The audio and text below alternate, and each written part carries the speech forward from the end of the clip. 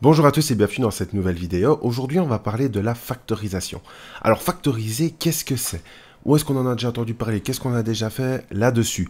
Factoriser, c'est transformer une somme en un produit. Avant, en deuxième, vous avez vu la simple distributivité ainsi que la double distributivité. Là, qu'est-ce que l'on avait? On avait un produit et on l'arrivait en développant, en le transformant en une somme. Ici, on va faire l'inverse, on va transformer notre somme en un produit. Alors, pour factoriser, on peut factoriser de différentes manières. Il n'y a pas qu'une seule manière unique qui va nous permettre de factoriser. Par contre, donc, une question qu'on va toujours se poser, c'est peut-on mettre en évidence? Alors, que peut-on mettre en évidence? Alors, comme dans le premier exemple ici, vous avez 6x plus 18. On va mettre en évidence ce qu'il y a de commun. La première étape, c'est qu'on va regarder les coefficients, on va regarder les nombres, et on va voir s'il y a le PGCD de ces nombres-là que l'on peut mettre en commun. Regardez ici, vous avez 6 et 18. Le PGCD de 6 et 18, c'est 6. C'est le plus grand diviseur. On va donc pouvoir mettre 6 en évidence. On va pouvoir le mettre devant. On va faire l'inverse ici d'une distributivité. La distributivité, on avait un terme qui était devant, on le redistribuait sur chacun. Mettre en évidence, c'est qu'on va venir le mettre devant. L'opération qui va se faire, lorsqu'on fait 6x, qu'on met 6 en évidence, on va faire 6x divisé par 6, il va me rester x. Tandis que pour plus 18, on va faire 18 divisé par 6, il va me rester 3. Donc ici, on met 6 en évidence. Donc ici, ça va devenir 6 fois, entre parenthèses, x plus 3. Alors, dans l'exemple suivant, on a 6x plus 3. On va regarder encore une fois le PGCD des coefficients. Le PGCD de 6 et 3, c'est 3 ici. On met 3 en évidence. Donc, lorsqu'on met 3 en évidence, on va le mettre devant la parenthèse. Il va me rester dans la parenthèse 6x divisé par 3, c'est-à-dire 2x. Et alors, lorsque j'ai mis 3 en évidence, on n'enlève pas le 3, il va me rester 1. Pourquoi est-ce qu'il me reste 1? Parce que, comme on a dit, on fait l'inverse d'une distributivité. Et donc, 3 divisé par 3, il me reste 1. En effet, si on fait l'opération inverse, qu'on redistribue le 3 sur la parenthèse, on va obtenir le calcul de départ. Et donc, 6x plus 3 revient à la même chose que de faire 3 fois, entre parenthèses, 2x plus 1. Alors, là, on s'est simplement attardé à regarder les coefficients. Dans l'exemple que j'avais mis, il n'y avait que ça que l'on pouvait mettre en évidence. Alors maintenant, on va regarder dans les expressions de voir ce qu'on a d'autre en commun. Et on voit qu'on a des lettres communes ici. Eh bien, on va pouvoir mettre en évidence les lettres communes avec le plus petit exposant commun. Dans l'exemple que vous avez ici, ax fois a carré y, on le remarque que dans chacun des termes, il y a présence de la lettre a. Elle est bien commune aux deux.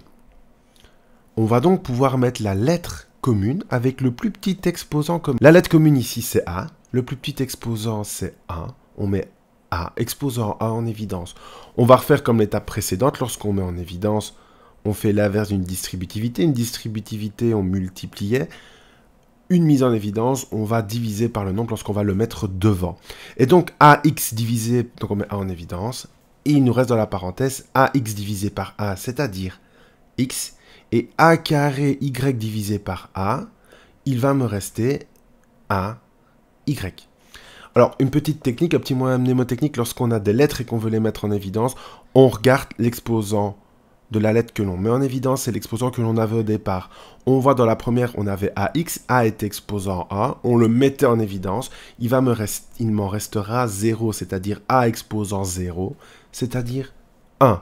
Tandis que dans le cas A carré Y, on met A en évidence, A exposant A, j'en avais 2, j'en enlève un, il me reste A exposant A. Ici, c'est juste un petit moyen, avec un petit abus de langage, pour essayer de voir plus directement ce que l'on peut mettre en évidence.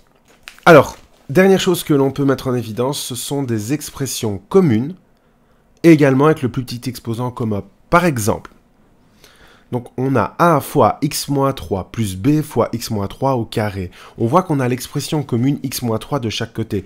On la met en évidence, il va me rester A plus, et là on avait x-3 au carré, on a mis un exposant A en évidence, il va donc me rester x-3 multiplié par la lettre B. Alors est-ce que je m'arrête là? La réponse est non, on continue, on va développer parce qu'il nous reste une parenthèse avec un B devant, on a B fois x-3. Mon calcul va donc devenir x-3 fois A plus bx moins 3b. Donc, toujours, lorsqu'on met en évidence, alors qu'est-ce qu'on peut mettre en évidence? La première chose, le PGCD des coefficients, le PGCD des nombres que l'on a dans chacun des termes. Attention, on doit bien être commun à chacun des termes. Ensuite, on peut mettre en évidence la lettre commune avec le plus petit exposant commun. Encore une fois, la lettre doit être présente dans tous les termes. Donc, si on a 10 termes, on doit avoir cette lettre-là présente dans les 10 termes. Et on peut également mettre en évidence l'expression commune avec le plus petit exposant commun. Parfois, il y a une petite subtilité à faire. Si on a x moins 3 d'un côté et de l'autre, dans l'autre terme, on a moins x plus 3, on a quasiment la même parenthèse, mais avec des signes opposés, avec des signes contraires ici, pour chacune des expressions, eh ben, on peut modifier une des parenthèses en mettant un moins devant. Et donc la parenthèse moins x plus 3, si je mets un moins devant, elle va devenir x moins 3. On n'a donc pas changé de résultat, on a mis ici simplement un signe moins en évidence, et ça me permet de changer les signes de l'intérieur de ma parenthèse. Alors, une fois qu'on a mis en évidence, il va nous rester une expression dans la parenthèse. Cette expression-là, ça peut être un binôme, trinôme, quadrinôme ou plus. Ou alors, dès le départ, on peut avoir un binôme, on peut avoir dès le départ un binôme, un trinôme ou un quadrinôme ou plus, dans lequel il n'y a pas de mise en évidence possible. Dans ce cas-là, on a quelques questions à se poser. Alors, on va passer étape par étape. On va d'abord voir si c'est un binôme, qu'est-ce qu'on se pose comme question? Si c'est un trinôme ou si c'est un quadrinôme ou plus, que va-t-on faire? Alors, dans le cas où on a un binôme, la seule façon de factoriser, et vous l'avez vu en deuxième, c'est d'utiliser un produit remarquable. Vous aviez que a moins b fois a plus b, ça vous donnait a carré moins b carré. Donc, qu'un produit de binôme conjugué vous donnait une différence de 2 carrés. Mais ici, c'est la propriété qu'on va essayer d'utiliser dans l'autre sens. Si, au départ, j'ai une différence de 2 carrés, je peux transformer cette expression-là en un produit de binôme conjugué. Et donc, a carré moins b carré, ça me fait a moins b fois a plus b. Alors, on va le voir comment l'utiliser dans un ou deux exemples. Donc, dans la première expression, j'ai 25 moins x carré. La question que je me pose, c'est est-ce que je peux mettre en évidence? La réponse ici est non. Deuxième question que je vais me poser, c'est est-ce que j'ai une différence de 2 carrés? Pour vérifier, donc déjà, est-ce que j'ai bien un binôme? Oui. Est-ce que le signe, est-ce que l'opération entre les deux termes est bien un moins? Dans ce cas-ci, oui. Est-ce qu'on est en présence de deux expressions élevées au carré? 25, c'est bien le carré de 5. X carré, c'est le carré de x. Donc, on est bien en présence d'une différence de 2 carrés. Je vais donc pouvoir transformer mon écriture en étant 25 moins x carré, c'est-à-dire 5 au carré moins x au carré. Ça me fait 5 moins x multiplié par 5 plus x. Alors, petit élément pour savoir si on est en présence d'un carré quand on a des lettres, il faut que l'exposant soit pair. Si l'exposant est pair, par exemple y exposant 6, mais y exposant 6, on l'avait déjà vu en parlant des propriétés des puissances, c'est y exposant 3, encore exposant 2, donc c'est y au cube au carré. On va bien quand on refait l'opération inverse, y exposant 3 au carré. On a une puissance d'une puissance, c'est-à-dire pour effectuer une puissance d'une puissance, on va effectuer le produit des puissances.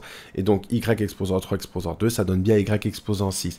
Petite technique pour voir dans différents exemples si nous pouvons l'utiliser.